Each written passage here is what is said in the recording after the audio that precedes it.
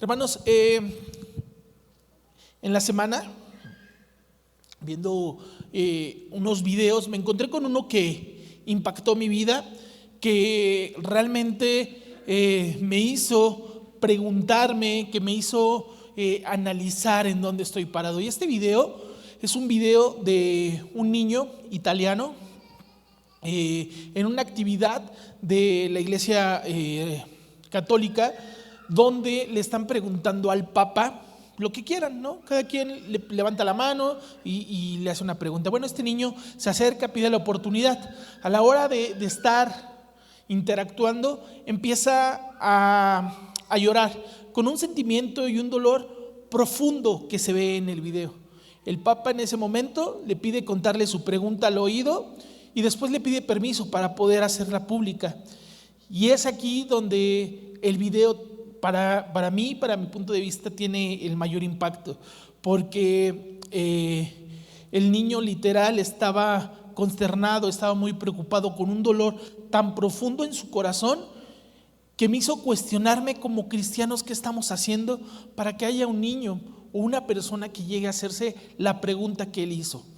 Y es que pareciera que no había recibido una respuesta, o que no había recibido en ese momento, o no sé si con lo que escuchó recibió una respuesta en su tranquilidad. Pero yo me preguntaba por qué hay un niño de 6 años, 7 años tal vez, que tenga que cuestionarse esto que quiero contarles. Y es que el niño lloraba por su papá. Y lo que comentaba es que hace poco tiempo su papá había fallecido, su papá ya no estaba con él. Y su pregunta fue: ¿mi papá está en el cielo? Parece una pregunta sencilla, parece una pregunta que no deja mucho espacio a cuestionarnos qué es lo que sucede, porque pues no conocemos a su papá. Pero el niño lo que comentaba en ese espacio que tuvo es: mi papá era ateo. En su creencia llegó a bautizar a mis 4 hermanos. Era un hombre bueno. Y es así como cierra el niño. A veces creo que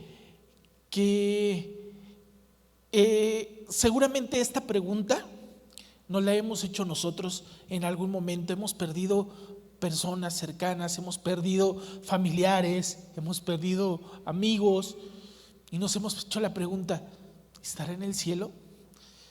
¿Esta persona estará gozando de la oportunidad de estar con Dios? Y más cuando son esas personas que amamos, que sentimos cercanas y que simplemente se han adelantado.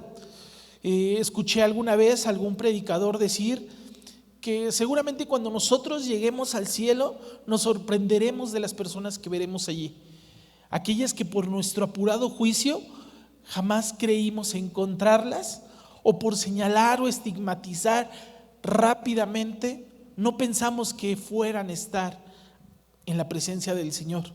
Pero nos llevaremos una gran sorpresa al verlas recibiendo la misma misericordia que cada uno de nosotros anhelamos para nosotros mismos.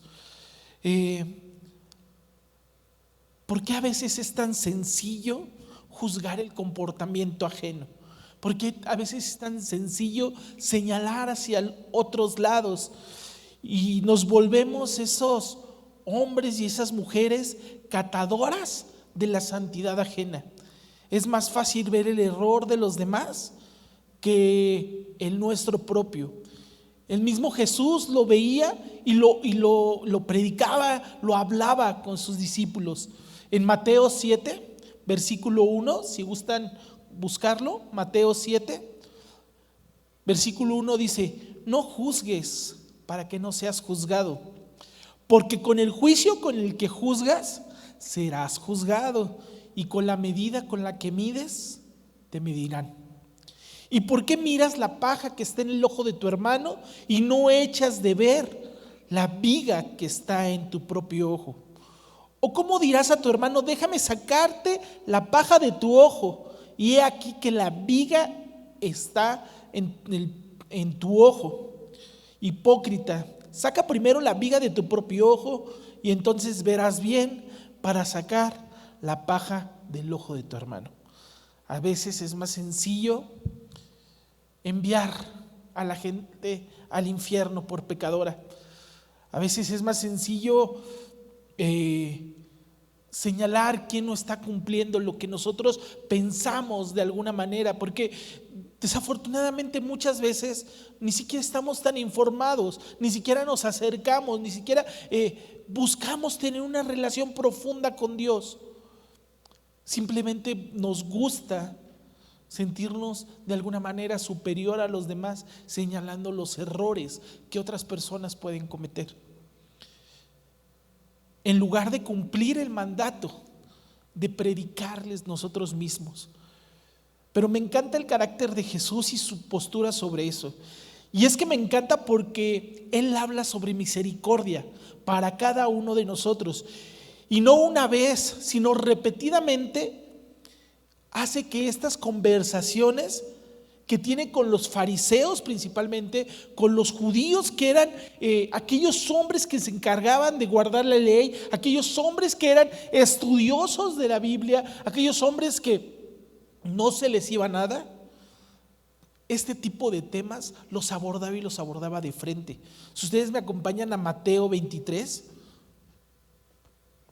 a partir del versículo 1 dice: entonces habló Jesús a toda la gente y a sus discípulos, diciendo: en la cátedra de Moisés se sientan los escribas y los fariseos.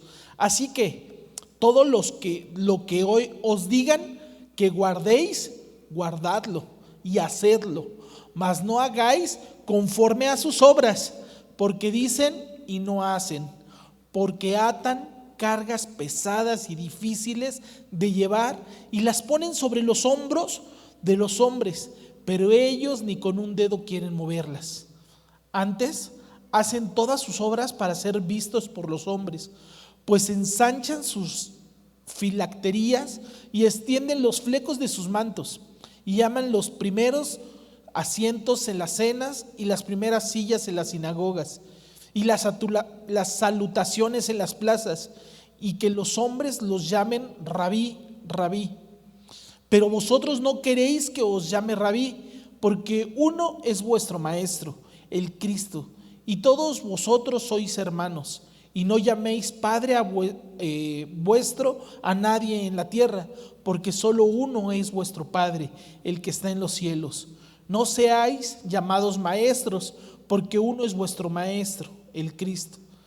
El que es el mayor de vosotros sea vuestro siervo, porque el que se enaltece será humillado, y el que se humilla será enaltecido. Hablar sobre la congruencia es hablar sobre el amor mismo de Dios en nuestra vida. Andar en integridad es andar conforme a la voluntad de Dios para con nosotros. Es sentir el amor que Dios siente, porque Dios es amor. Pero a veces olvidamos esto. A veces llegamos a la iglesia y discriminamos a quién saludar y a quién no, con quién sentarnos y con quién no, con quién convivo y con quién no convivo. Como que si se nos olvidara que delante de los ojos de Dios todos somos iguales, que si estamos aquí es por gracia, pues no hay mérito alguno de nuestra parte.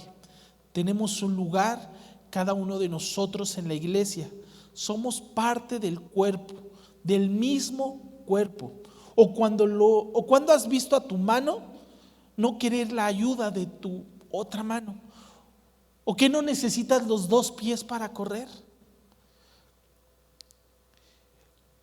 Comportarnos de esa manera es no entender la naturaleza de Dios mismo, es no entender lo que Dios hizo por nosotros, y es no entender la importancia de que Él en su magnificencia eligiera el amor, y por amor hacerse carne.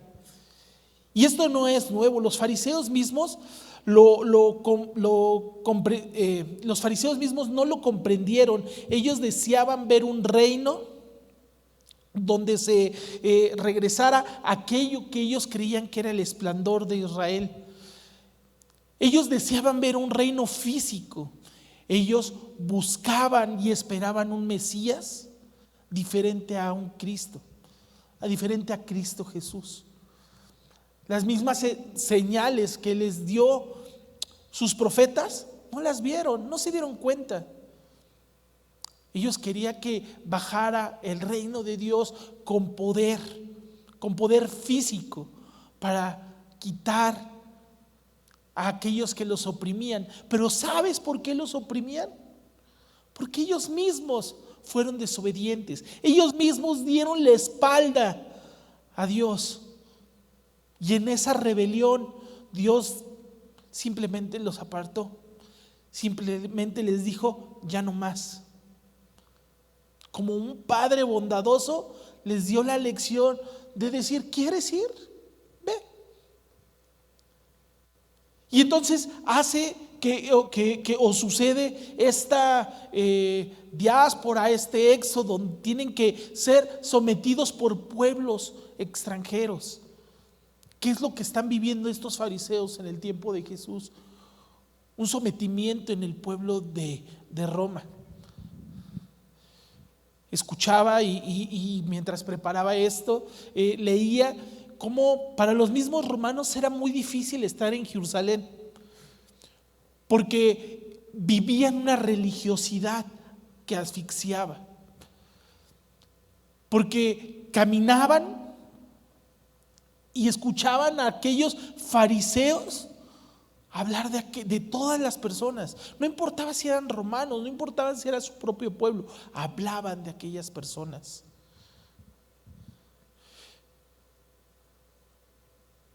Estos hombres no deseaban un cambio interno, que fue lo que vino a hacer Jesús. Lo que ellos deseaban era un cambio externo, un cambio físico, un cambio que fuera superficial. Ellos creían que solamente cambiando de gobierno se iba a solucionar el problema que ellos tenían. Ellos consideraban que una vez que volvieran a tener ese reino en su control, con el rey que habían pedido años y años antes, todo iba a volver a ser como lo tenían.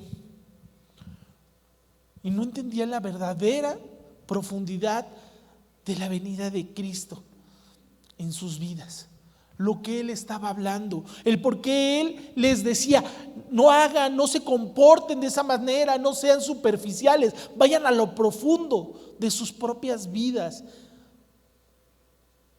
En Mateo 25, a partir del capítulo 31, Jesús nos habla desde su corazón bondadoso y habla sobre lo que Él trae para cada uno de nosotros.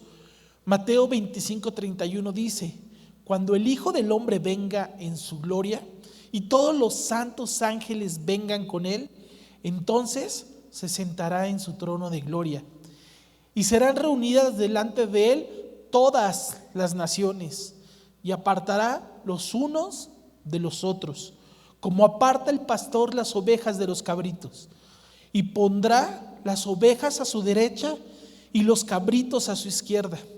Entonces el rey dirá a los de su derecha: venid, benditos de mi Padre, heredad el reino preparado para vosotros desde la fundación del mundo. Porque tuve hambre y me distes de comer, tuve sed y me diste de beber, fui forastero y me recogiste, estuve desnudo y me cubriste, estuve enfermo y me visitaste, estuve en la cárcel y viniste a mí. Entonces los justos responderán diciendo: Señor, ¿cuándo te vimos hambriento y te sustentamos? ¿O sediento y te dimos de beber? ¿Y cuándo te vimos forastero y te recogimos? ¿O desnudo y te cubrimos? ¿O cuándo te vimos enfermo o en la cárcel y vinimos a ti?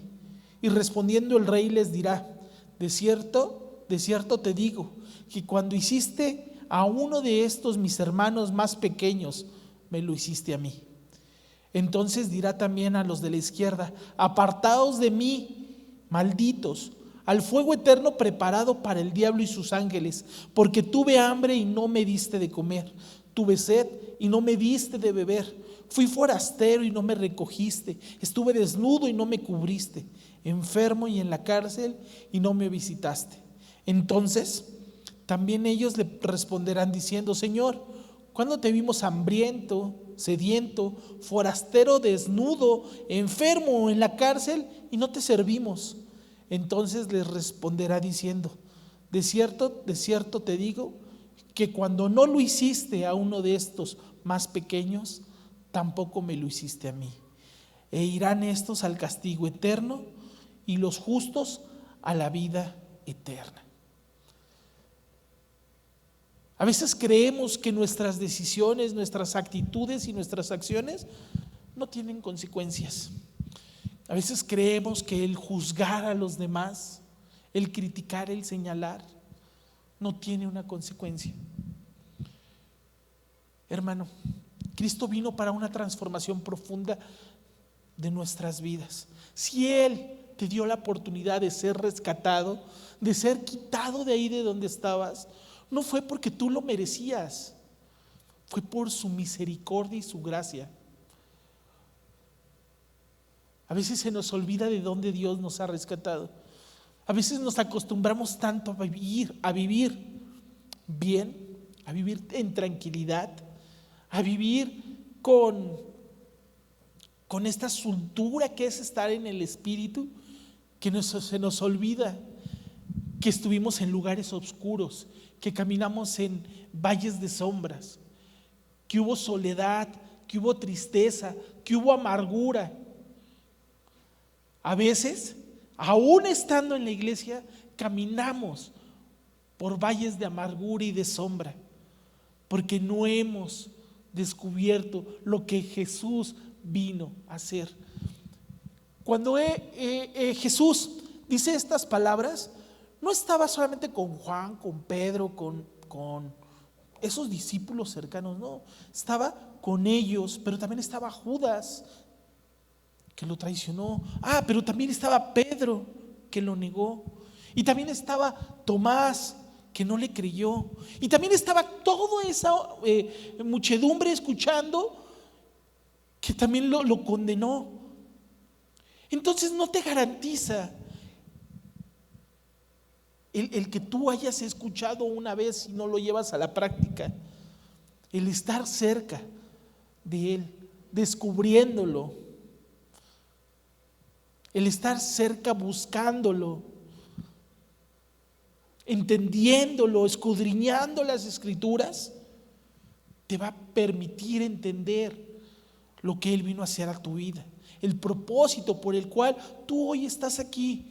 Porque no estás aquí para llenar un asiento, no estás hoy aquí para cumplir con la obligación de venir un día más a la iglesia, no, estás aquí porque Dios quiere hacer un cambio profundo en tu vida, porque quiere utilizarte a ti, porque así como utiliza al pastor, porque así como utiliza a la alabanza, así como utiliza a cada uno de los hermanos que han dicho: heme aquí, envíame a mí, así quiere hacerlo contigo. Aunque a veces te escondas, aunque a veces digas: ahorita no, Señor, Él quiere hacer un cambio profundo en tu vida.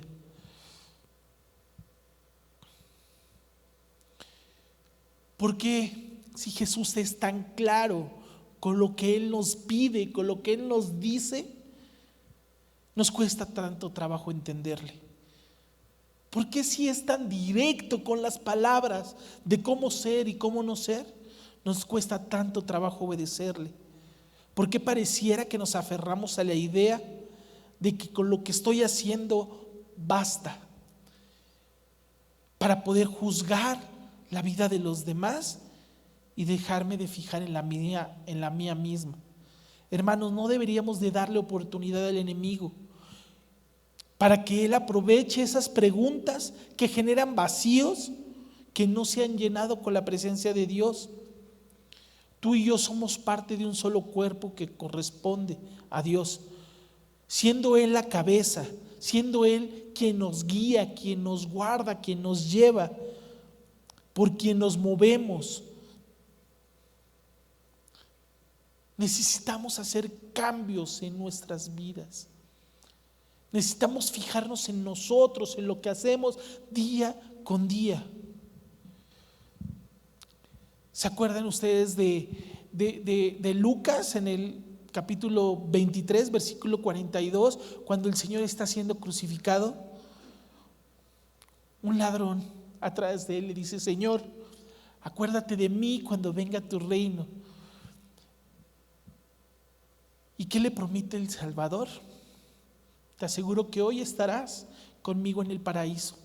Un ladrón, ¿cómo un tipo así va a poder entrar al paraíso si era un alma pecaminosa, era un alma manchada por el pecado? ¿Cómo puede ir al cielo? ¿Cómo podía ser salvo ese pecador? Yo me imagino que los que estaban abajo se veían entre sí y no entendían. Si había algún fariseo, seguramente se estaba rasgando las vestiduras por lo que estaba escuchando. No entendían nada de lo que ocurrió en lo alto de las cruces de la Gólgota.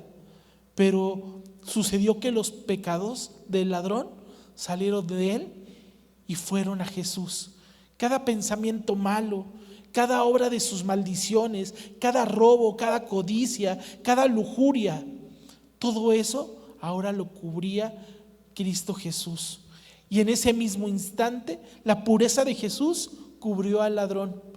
Así como el padre vistió al hijo pródigo cuando lo vio llegar, asimismo la bondad, el amor de Jesús cubrió al ladrón. Aquel que no tenía pecado se llenó de pecado. El que estaba lleno de pecado fue vaciado de su pecado y llegó a ser sin pecado, un intercambio. Y sin duda fue el intercambio más excepcional de toda la historia. Pablo lo explica de esta manera en Gálatas 3:13, diciendo que el Cristo nos abrió de la maldición de la ley y Él fue hecho objeto de la maldición por causa nuestra. Qué maravilloso. ¿Y lo merecíamos? ¿Hicimos algo? Alguien puede decir: sí, yo fui bueno toda mi vida. Sí, yo hice esto. No hay uno bueno, dice Jesús, solamente Dios. Ni tú ni yo lo merecíamos. Segunda de Corintios 5:19 añade que Él no conoció pecado, pero por nosotros se hizo pecador, para que nosotros fuéramos hechos justicia de Dios y fuéramos reconciliados ante su presencia. Entonces nos dieron un expediente perfecto delante de Jesús, y en cambio el de Jesús quedó manchada con nuestra imperfección. Colosenses 2:14 dice que hizo con nuestro pecado, anulando el acta de los decretos que había contra nosotros, que no era contraria, sino quitando de en medio y clavándolo en la cruz. Eso, hermanos, es de agradecer, es de bendecir, de decir: Señor, gracias, porque yo no lo merecía, yo no debería haber estado aquí. Si por mis decisiones fuera, si por mi actitud fuera, si por mis pensamientos fuera, yo debería de estar sufriendo las consecuencias de cada una de mis malas decisiones, Señor. Pero gracias a ti, hoy estoy libre de pecado. Si eso no mueve tu corazón, hermano, si eso no te hace agradecerle de verdad, ¿qué lo puede hacer? Yo te invito el día de hoy, hermano, que te pongas de pie y que des gracias a Dios. Que le des gracias a Dios por haberte rescatado. Porque hoy, gracias a Él, no estás allá afuera sufriendo. Porque hoy, gracias a Él, no eres tú quien sufre soledad, no eres tú quien sufre abandono, no eres tú quien sufre cada una de las consecuencias de nuestro pecado. Hoy Dios ha rescatado tu vida para su gloria. No creas que es para que ahora tomes lo que tú decidas y hagas lo que tú quieras. No. Si tu pensamiento es así, déjame decirte que estás equivocado. Dios rescató tu vida para su gloria, para su honra, para utilizarla para que vean los que están allá afuera, aún sufriendo en el lodazal del pecado, cómo ser diferentes. Tú ahora eres testimonio de lo que Dios hace en la vida de los pecadores. Que no se nos olvide que es por Él. Yo te invito a que agradezcas a Dios en esta hora, y que si en tu vida aún no ha habido una aceptación completa de su bondad, de su misericordia, si no ha habido en tu vida aún una aceptación de su supremacía, que hoy le digas: Señor, heme a mí, heme aquí.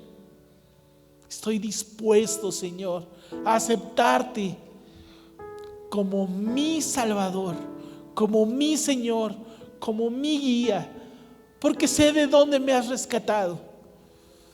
Hoy te agradezco, Padre Santo, porque no tuve que hacer nada para merecer esto, Señor, sino que es tu misma gracia, es tu mismo amor por mí el que me ha rescatado. A lo mejor tú dices: bueno, ¿de qué sirve que me rescatara si sigo pasando situaciones difíciles? Si la gente que amo sigue sufriendo, si la gente que me rodea aún no lo conoce. Bueno, qué bueno que te haces esa pregunta, porque entonces quiere decir que Dios quiere hacer algo con tu vida para aquellos que te rodean. Quiere buscar en ti esa ancla para los que están alrededor de ti. En ti quiere Él utilizar tu vida para dar testimonio de su grandeza, para que la gente se dé cuenta que aún el caso más difícil puede ser reconciliado con Él. Dale gracias, porque para Él no hará imposibles, porque Él ha elegido aquel que pensaron que jamás iba a poder cambiar, aquel que muchas veces fue señalado, aquel que muchas veces fue criticado, aquel que muchas veces fue juzgado, para mostrar su amor hacia los demás. No para juzgar, no para ponernos en una línea superior de decir: yo soy cristiano y entonces ya soy perfecto y puedo juzgar a los demás su comportamiento. No, esa no es nuestra tarea. Esa es la tarea de Dios. Nuestra tarea es decir: Señor, ten misericordia de mí, para que yo me pueda acercar a mi familia, a mis hermanos, a mis hermanas, a mis vecinos, y a exaltar tu nombre. Ser lo suficientemente humilde para que los demás vean lo que tú estás haciendo en mi vida. Dale gracias y disfruta de su presencia. Dale gracias por haber sido rescatado. Mientras escuchaba la alabanza, yo decía: Señor, no tengo duda de que tus planes son perfectos, de que tú hablas al corazón de cada uno de nosotros, porque la Santa Cena nos viene y nos recuerda ese pacto que nosotros hacemos con Él.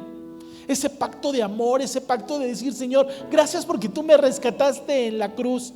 Gracias porque diste tu sangre, una sangre preciosa, sangre inocente, por mí. Cantábamos en la alabanza también, ¿no?, que Él nos ha rescatado. Que no sea solamente algo que sale de nuestra boca, sino algo que entra a nuestro corazón. Hermano, dale gracias a Dios, porque el día de hoy Dios ha hablado a tu corazón para que sea movido, para que si en algún momento se estaba adormilando, que si en algún momento creíste que no lo estabas escuchando, hoy habla a tu vida para decirte: ven, levántate de nuevo y anda. Que Dios los bendiga.